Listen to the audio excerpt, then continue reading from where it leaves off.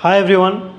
So this is a discussion paper on GS3 conducted by UPSC recently. Let's look at the questions. By and large, the question paper was moderate and answerable, but nonetheless, if your content, see, in UPSC, if you don't have good quality content, then it's very difficult to fetch the marks because you have to write a lot of things within a very limited number of words. So you need to have good content to go with the answer. Let's look at the question. Question number 1, MSME sector. So this is a question on MSME sector, and usually in my classes I tell that MSME is the most important sector in India because it employs 40% of our India. So 40% of our employment is coming from MSME sector, and that's why it is one of the most important sectors. Okay. You can also discuss what is MSME sector because it is a 10 marker question, so don't elaborate it too much. Now same question we have asked in our test series, recently conducted test series. MSMEs are the most vital for the economy. Analyze the issues faced by them and the recent government initiative to strengthen them. If you want to truly empower India, we need to empower our MSME. Without the MSME, we can't empower India. Why? Because we know that agriculture, much of our worker is there, 50 to 60% of our people are engaged in agriculture. We want the surplus labor in agriculture, and the realistic shift from agricultural surplus labor will be in MSME sector because MSME sector is labor intensive and low skill. So that's why MSME can truly empower a lot of Indians, and it can absorb a lot of surplus labor from the agriculture sector. Pretty well you can discuss this topic. Doable question. Moving on, question number 2. What is the status of digitization of Indian economy?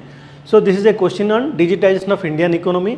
What are the achievements? Status means you need to know what is the, so here you have to give the data first and what is status, and then problems, and you have to talk about improvements. So these are the 3 important factors that you have to touch upon in your answer. See, this is a question from economic survey, and in our classes and YouTube maybe here side, economic survey discussion, we can easily answer this question. And this question I gave in our test series as well. See, if you look at digitization of Indian economy, if you look at the economic survey data, this is a screenshot of our class discussions. So 2.4, if you look at digitization of Indian economy, there is a 2.4 times growth in 5 years. 2.4 times will be around 240% growth in 5 years. So this is a marvelous achievement of digitization of Indian economy. And here while discussing, you can talk about Aadhaar, JAM Trinity, that is Jan Dhan Aadhaar Mobile Trinity. A lot of things are there. Digital commerce, ONDC is there. So for e-commerce, and apart from that, other aspects also are there which have been discussed in our economic survey and budget discussions. Let's look at them. Swanidhi from street vendors, GST, the whole GST is running through, is a complete digital collection of, goods and services tax. Udyam portal for MSME sector is there. E-Shrama portal for unorganized, laborers is there. So these are the things you can, but what is, you must know over here is, you should have the data, at least approximation of the data at your fingertips. Otherwise, your answer will look shallow and you cannot discuss them. And if you look at the problems, although we are trying, you can also talk about e-NAM and all the other things. So, but the problem is, biggest problem is that in India, the literacy, at least we are marginally well off. But if you look at digital literacy, there is a very, still a bigger issue, because throughout India we have been seeing a lot of scams happening because of lack of digital literacy. And cyber security threats are emerging. New kinds of scams, new kinds of things are emerging. So that's why when we are digitizing our economy, at the same time we should be able to provide the digital and financial literate, so that if the Indians are digitally and financially literate, then and only then we can have a profound digital economy. Nonetheless, if you look at its growth and all that, India has been doing pretty good. Moving on, how does e-technology help farmers in production and marketing? So this is a question on e-NAM mostly, how e-technology is helping in production. See, if you talk about e-technology in production, you can give one very good example, that is soil health card, which gives a lot of critical data to the farmer. So accordingly the farmer can tweak his requirements, and accordingly he can go for a scientific agriculture. So you can talk about soil health card, and marketing mein you can talk about e-naam, and this question is there. UPSC में एक editorial है about e-naam that you can read and you can answer the marketing part of the question. We gave the question also on e-naam, so pretty doable question. Okay, moving on. Question number 4. State the, so this is a question they have asked on land reforms, and we have given a question as well. The same question, by and large 80% there is a convergence of the content that you are going to write.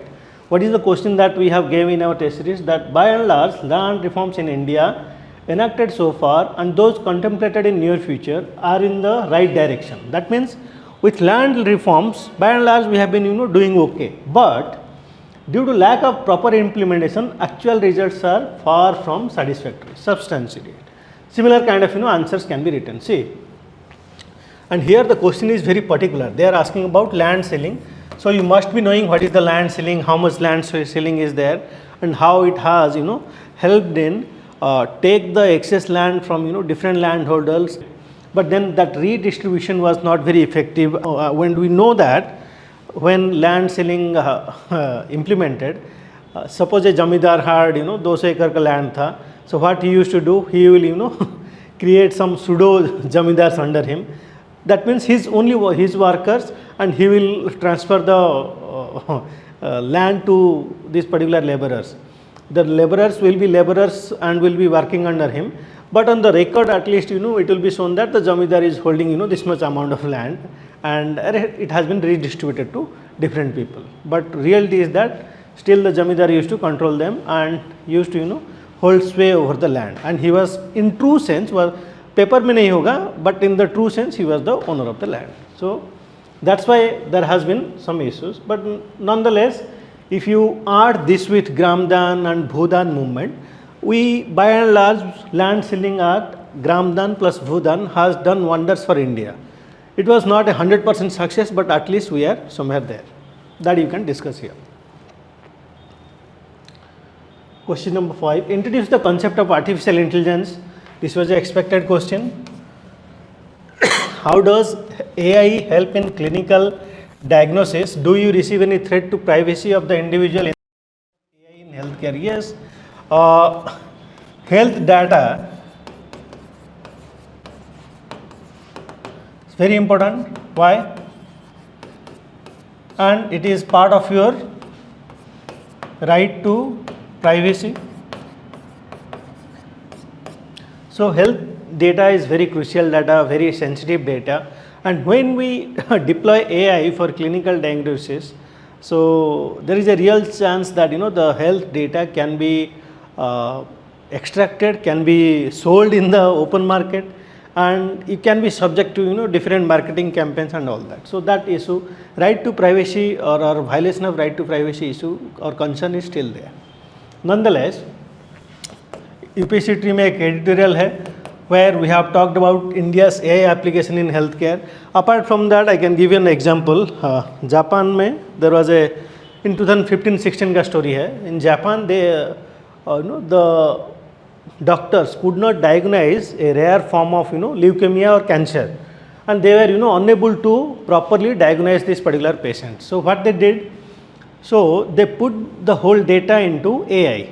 Okay, and when they put the data into AI, the ability of machine to go for data mining and do a cross referencing of millions of medical records and come back with a proper positive outcome, that was marvelous. And AI, in fact, that name of the AI was IBM Watson, and it came back within 10 minutes. It came back with, after referencing millions of data, it came back with proper diagnosis, where if for a human being or say group of doctors to reference this much of data would have taken months or years.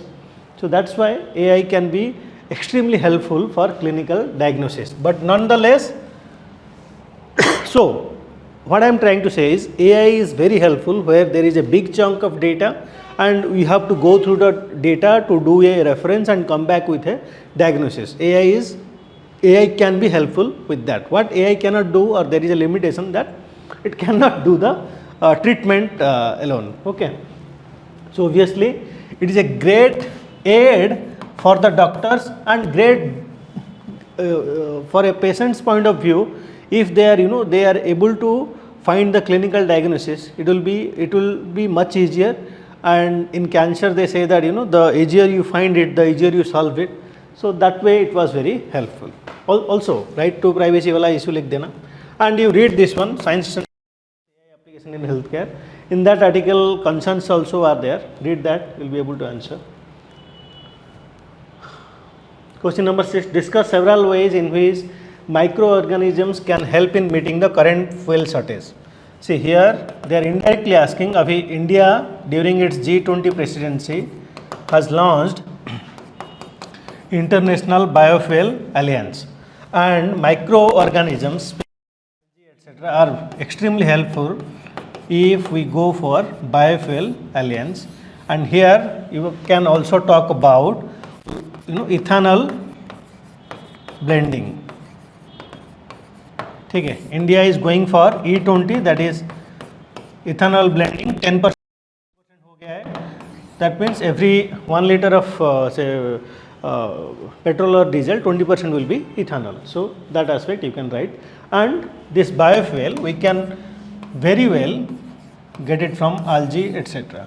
Instead of using say for example there is a land which we used to go for say paddy cultivation. Now if there is demand for biofuel, what you can do is farmers will go for different kind of cultivation, different because it is a cash crop. So they will go for they will essentially divert the land from one type of production to another type of production. So that will limit our food production abilities. Instead of doing that, we can rely on microorganisms to fit or fill the gap. So from that context they have asked the question. Moving on. Dam failures are okay. They are asking about dam failures and different what are the causes of failure. By and large, if you look at this paper, a geography optional student will do far better. Why? Because this kind of questions is bread and butter of geography optional students. So let's nonetheless, what was the we know that 2020 में Morbi Bridge collapse हुआ था, and this Morbi Bridge is on Manchu River, और Manchu Dam failure हुआ था 1970, one of the biggest dam failures in India. and ये जो bridge collapse हुआ था उसी के रेफरेंस लेके मांचू रिवर को रेफरेंस लेके बहुत सारे editorials were there. So from that aspect you can talk. Doable question. Downstream में बहुत इम्पैक्ट होगा. There will be submergence of villages, loss of life, livelihood, all that you can write. Okay. Again interesting question.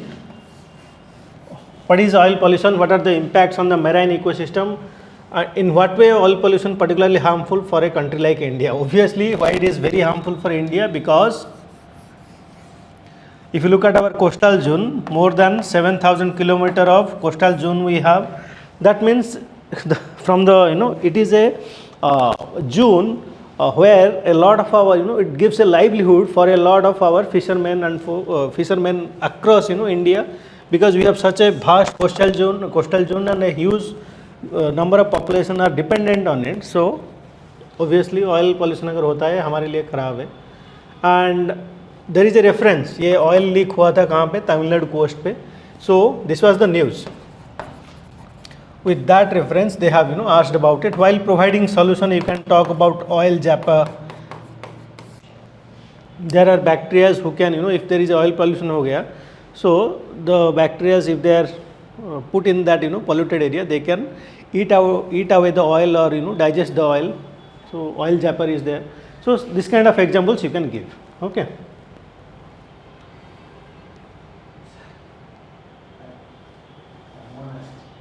बस जाओ. हाँ.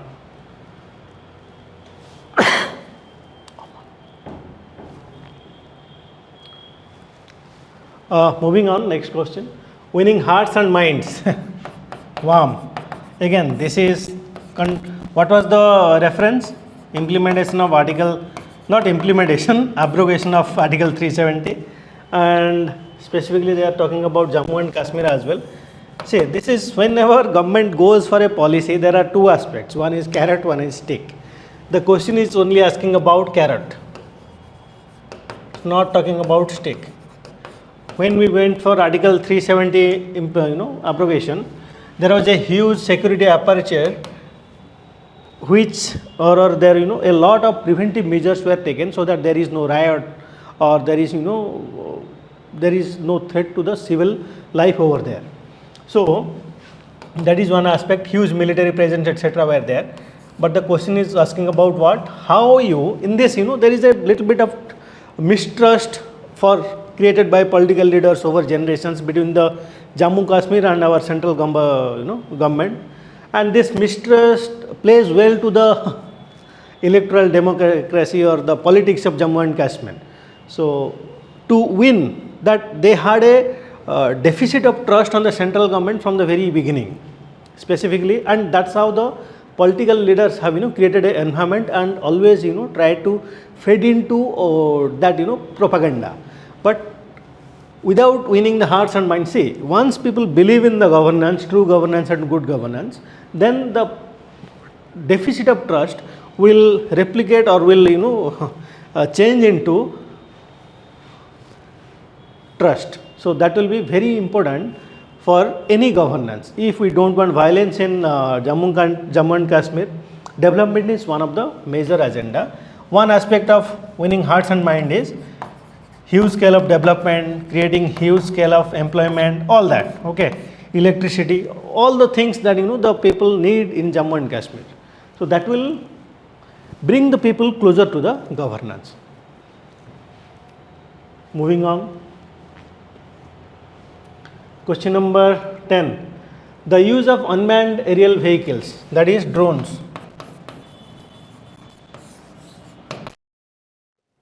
By our adversaries, okay. हाँ, we know that बहुत सारे movie में भी दिखाते हैं how drones are used to deliver drugs from Pakistan to India, okay. Maybe in real time it is happening, we don't know about it much. Anyway, in our science and tech value added material we have covered it. Drone application regulation क्या है, define a drone, what is a UAV, drone क्या है, define कर दो पहले, then you can go ahead and discuss the issue. See, drone has application of drone, multiple applications are there. There can be used in agriculture, forest, urban development, healthcare. But here they are talking about what? How it is threat to our internal security or our border security. So yes, that aspect you have to bring in here. Okay.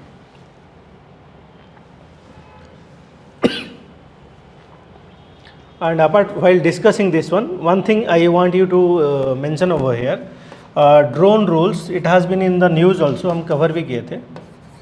Drone rules 2021, okay. And there is three kinds of zones are there: red zone, yellow zone, and green zone. In red zone, drones are not allowed, and if you fly a drone in red zone, it will be shot. So that is there, and these rules help us for drone regulation, not only in India but in border areas as well. What you can do over here is, beyond the borders, is trying to send something, maybe illegal arms, weapons or drugs etc. to deliver it through a drone. What we need is, we have a very porous border with Pakistan, with China से तो इतना porous नहीं है, at least with Bangladesh and Pakistan we have a very porous border, and that is the reason why what we can go for, because drones will be may not be detected easily, so we need systems or radars that are specifically designed to detect drones. Apart from that, what we need is not only physical fencing but also digital fencing of our borders. Digital fencing, maybe we can go for laser fencing of our borders, okay. So these aspects we have to keep in mind and create a digital structure in our border defense, so that whenever there is a drone movement, there is any kind of unmanned aerial vehicle movement, will be able to capture them and respond to them. That has to be there, and India is doing pretty good. Over here also you can write about D4S. Sir, this was in the news. D4S you can mention. D4S is drone detect, deter and destroy mechanism that has been developed by India. So this aspect also you can write this question. 10 mark question है, आराम से लिख सकते हो. Question number 11.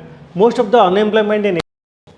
So same question, but some degree the second part was not there. In our test series we talked about unemployment scenario in India in inhibiting its demographic dividend, discuss the causes of unemployment in India and suggest a way forward. So by and large, if you look at unemployment in India, it is structural. Why? Why it is structural? Because see, we got independence in 1947. An average farmer who used to do farming in India in 1947 is still doing, by and large, he is still doing farming after so many years of independence. That means he was unable to get out of agriculture. And as I told you while discussing another question, in agriculture we have surplus labor, or in other words what we call disguised unemployment. So we need to take away the surplus labor from the agriculture, but which we are till now we were unable to take our unnecessary surplus labor in agriculture and put them to meaningful or give them some meaningful work. In that aspect we have failed. That is why. And another aspect you can talk over here, India is a very interesting country in the sense most of the country in the world, they were essentially initially are agriculture country, then they shift to manufacturing, then they go for service sector. Most of the industrialized economy around the world we see this shift. India में क्या हुआ? Agriculture, and then we have shifted to service. So the manufacturing sector does not have a strong base in India. Till now we are trying to build that up, but manufacturing does not have a strong presence in India. So the surplus labor in agriculture, they could not shift into blue collar jobs. And in service sector what we need high skill,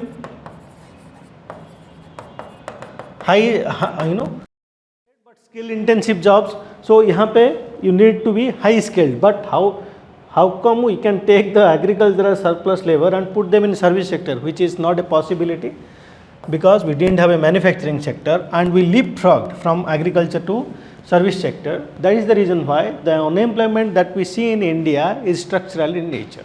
Okay, this is the structure. We bypass the structure, that's why unemployment is structural in nature. And we are talking about unemployment here is disguised. It's not visible also. That is the thing you have to discuss in your answer. Moving on, question number 12. Distinguish between, okay, very interesting question but very easy question. We know that care economy is not monetized. Not monetized. See, economy is what? When we say economy, it is a transaction.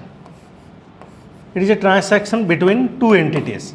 Might be between two individuals, between two corporations, between an individual or a corporation, anything. It is a transaction between two entities जहाँ पे somebody is giving something, maybe money, and getting some goods or services in lieu of that. Care economy में क्या है? Here, say for example, your mother at your home, she does the cooking. She takes care of the whole household. Let's talk about only cooking. If she goes and does cooking in say कोई restaurant में, she will be making money, right? Good money maybe, better than you. But instead of doing that, she is cooking in your home, taking care of all. Here she is providing the service, but she is not paid anything. Okay, here there is no monetary transaction. Because there is no monetary transaction, we don't pay anything to our mothers for taking care of our homes, cooking हो गया, घर का जितना सारा काम है. So this kind of, here service is created. The service may be anything, but nonetheless, because there is no monetary value assigned to it, we call it care economy. and because it is not monetized, it is not accounted in our GDP calculations. Okay, think your mother starts charging you for every meal that she feeds you. Okay, she will be the richest one, richer than your father as well. Okay, nonetheless, whenever we find that any economy that is not monetized, we call it care economy, taking care of the baby, a lot of things are there. Okay, monetized economy is what we call the formal economy, जहाँ पे the whole transaction is complete. You either get a goods or a service by paying some money. The transaction is complete. Here the transaction is incomplete because monetary is not there.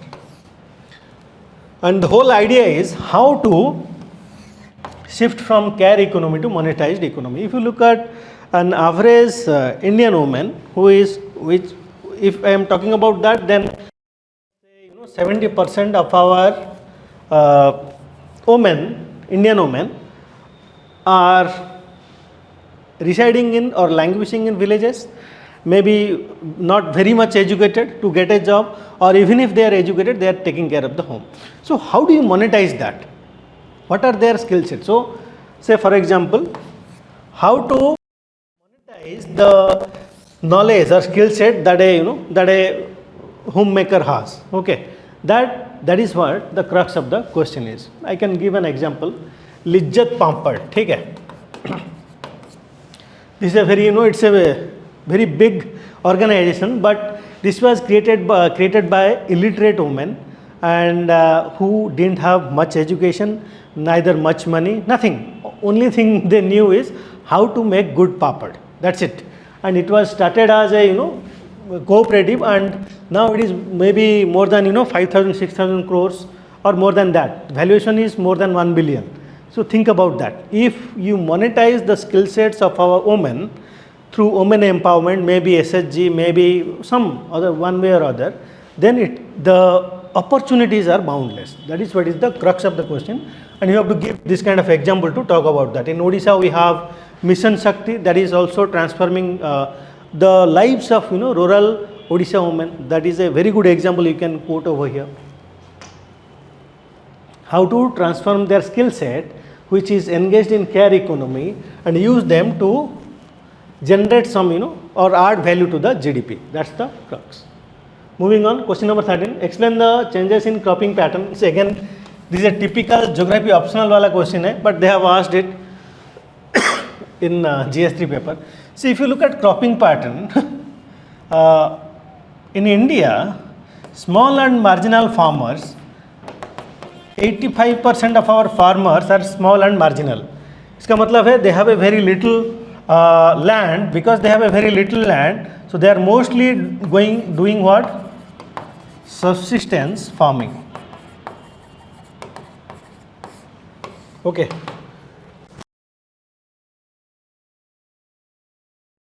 Because they are mostly doing subsistence farming, so cropping pattern में इतना ज़्यादा.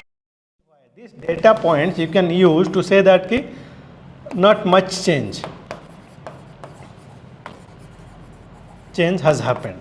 Nonetheless, in the context of changes in consumption pattern and marketing conditions, take consumption conditions, and when we say marketing conditions, mostly now when we see small and marginal farmers, they are mostly worried about how to feed themselves, and these farmers are net importer of foods than net exporter of foods. So they buy more than they sell more. So majority of our farmers, for them cropping pattern has not changed. They are still doing paddy and whatever helps them to go for or at least feed themselves. Rest of them, we have huge and big farmers who are mostly driven by MSP, because government guarantees that there will be MSP. That means if there is nobody is procuring, at least government will provide some money. We have MSP for 22 crops and FRP for sugarcane. So these are the very big market drivers of cropping pattern. That also you have to discuss in your answer, because during Green Revolution, when government or whenever government declared MSP, we saw that wheat belts of India, जहाँ पे rice is an intensive crop, but wheat belts of India, for example, Punjab, Haryana, वहाँ पे they started doing rice. That you have to talk over here. How MSP or FRP for sugarcane is a huge market determinant, and they change the cropping pattern of a farmer. That is true. Consumption pattern क्या change हो रहा है? If you look at consumption change in consumption pattern, as we become a more advanced or as our prosperity grows, there is a high degree of tendency to shift from we see one very important marker, that is there is a, obviously as human beings will take protein, but previously you used to take protein from say vegetables, plant based products, but now once we become prosperous, there is a shift in from plant based protein to animal based protein. Dietary products will be more, milk, meat, ये सब ज़्यादा हो जाएगा. When you as an economy, as individuals, our per capita income increases, this shift in consumption pattern has been noticed. Okay, so that you can discuss over here, and obviously the farmers have to cater to the needs, so they go for poultry farming, ये वो भी कर रहे हैं अभी. Nonetheless, और क्या लिख सकते हो यहाँ पे? हाँ, one aspect you can show is sometimes one parts of India we see cropping pattern has been changing. जैसे पंजाब हरियाणा मैंने बता दिया, अभी जम्मू कश्मीर में पर्पल रिवोल्यूशन चल रहा है, lavender cultivation. Okay, that means small group of farmers maybe who used to grow apple, now they are growing lavender because there is an international market for it. Purple revolution in Odisha, Koraput, there are farmers now they are going for strawberry cultivation, coffee cultivation, which are very famous in Odisha and different regions. Similarly in Telangana, Tamil Nadu, बहुत सारे different kind of farmers are trying to increase their income, and they have an international market in front of them, and if there is government support, they are changing the cropping patterns. But then these are mostly done by the farmers who have good acreage with them. Okay, small and marginal farmers still engaged in subsistence farming. For them, cropping pattern has not changed much. So this is how we can discuss the answer. Moving on.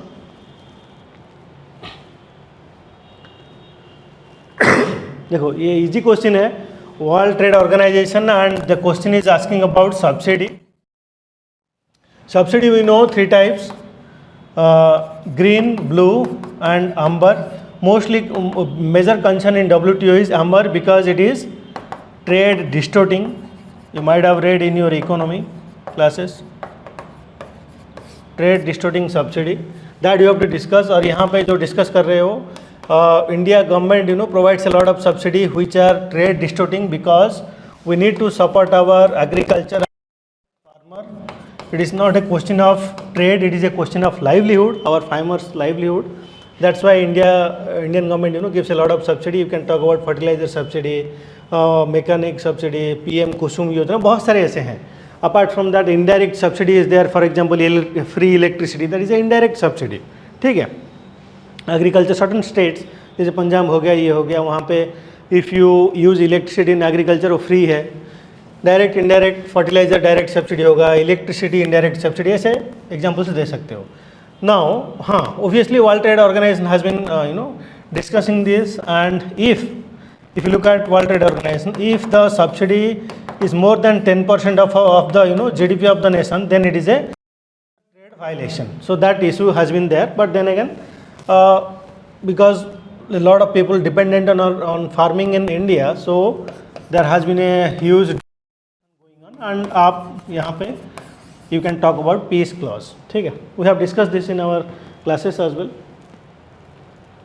Moving on, the adoption of electric vehicle is rapidly growing. देखो, this is a easy question to write. Only thing I want you to write over here is, देखो, suppose you are riding a Ola S1 या जो भी whatever EV or electric vehicle. The critical element is वो जो electricity charge करते हो आप, वो कहाँ से आ रहा है? You are riding a EV, you are thinking कि go green, or you are shouting grow green, but the electricity to charge your EV, if it is coming from a thermal power plant, then फायदा क्या है? Okay, So is our electricity in our electric vehicle is green? That is a bigger question that you have to discuss over here. यहाँ पे क्या हो रहा है, may be when we go for EV, हाँ, there is cost effectiveness is there, some good aspects are there, no doubt about it. But यहाँ पे क्या हो रहा है कि the thermals, so there is a very interesting thing. Suppose Delhi, ठीक है, the whole Delhi transitions into EV. So Delhi में थोड़ा pollution कम हो जाएगा, ये कम हो जाएगा, all that will happen. But then again, Delhi will be drawing that power electricity from a particular thermal power plant. If it is drawing that electricity from the thermal power plant, pollution यहाँ नहीं हो रहा है, that is a good thing. But pollution यहाँ तो होगा ही ना, because we are using a thermal power plant. So there is a shift in pollution centers. That's it. We are just shifting the pollution centers.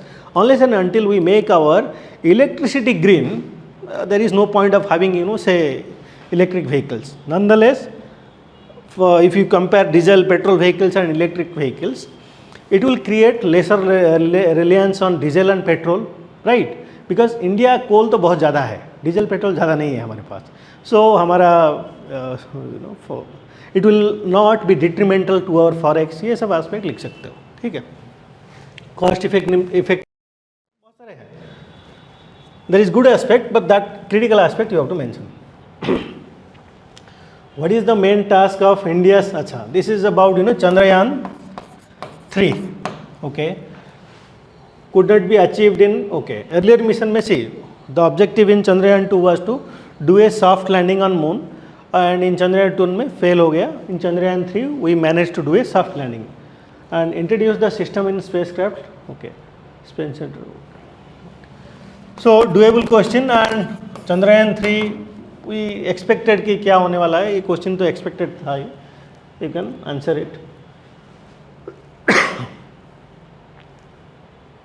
17. Comment on the National Wetland Conservation Program. हाँ, a lot of India added a lot of Ramsar sites in 2022.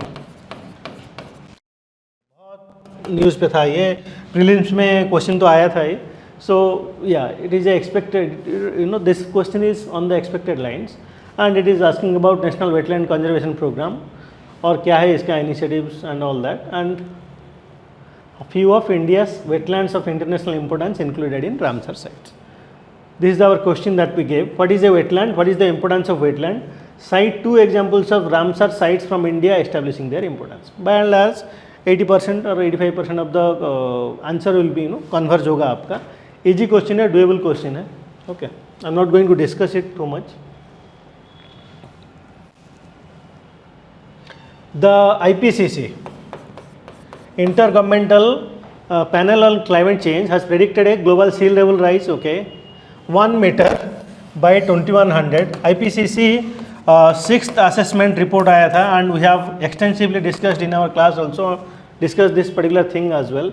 In India, other countries in the Indian Ocean region. क्या होगा यहाँ पे देखो, mostly the smaller countries there will be huge degree of submergence, no doubt about it. Okay, small islands will be wiped out from the face of earth, no doubt about it. Apart from that, there will be coastal submergence भी होगा यहाँ पे बहुत सारी जगह पे, lot of coastal submergence. इसके ऊपर I think 3 to 4 editorials are there in UPSC I have talked about. हमारा कोस्टल जो सबमर्जेंस होगा. And if you see much of our bigger cities, Mumbai हो गया, चेन्नई हो गया, विशाखापट्टनम हो गया, यहाँ पे बहुत सारी cities are coastal in nature. By and large we depend on our coast, okay, for our trade, for our other things, and lot of people are reliant on the coastal architecture for their livelihood as well. So when there is submergence, obviously it will create a huge ruckus. There will be people will be migrating towards the center, right? This is a natural thing and this will happen. So people will migrate, they will leave the coastal region and they will migrate inward. But inward पे अगर यहाँ पे देखोगे coastal region में, यहाँ पे Telangana, this is a drought region, okay, जहाँ पे it cannot support a huge population. यहाँ पे Madhya Pradesh etc. if you people move which we have seen throughout our history कि गुजरात में अगर प्रॉब्लम होता है people migrate towards inland. That is nature, natural propensity of man.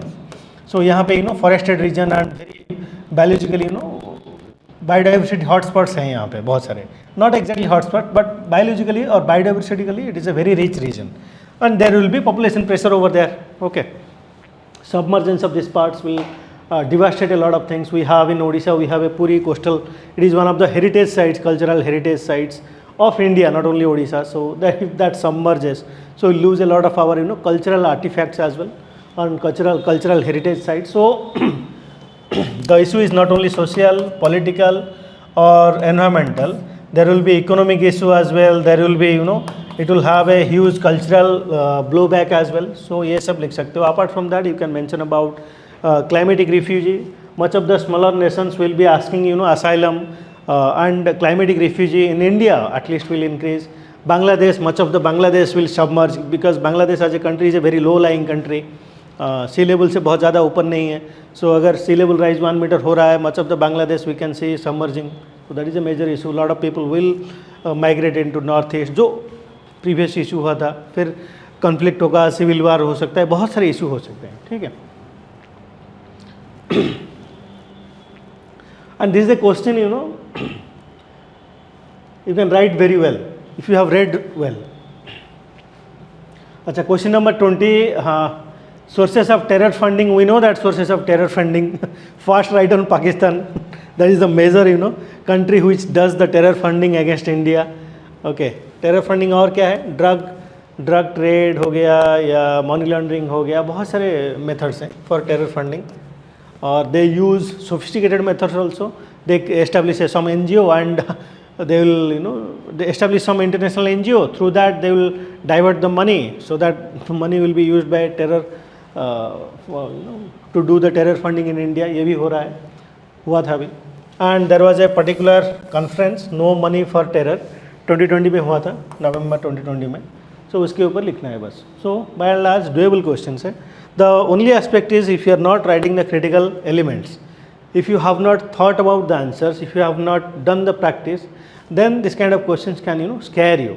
And most of the time, most of the students they come back from the exam happy after seeing the question because they thought ki I have written everything. But when the examiner evaluates their answer, they see that they are mostly shallow content. They don't have any argument, they don't have any data points, reports, कुछ नहीं है. ठीक है. So try to avoid that. Try to uplift the level of your answer. That is where the real competition is. Thank you. We'll see you in the GS4 analysis.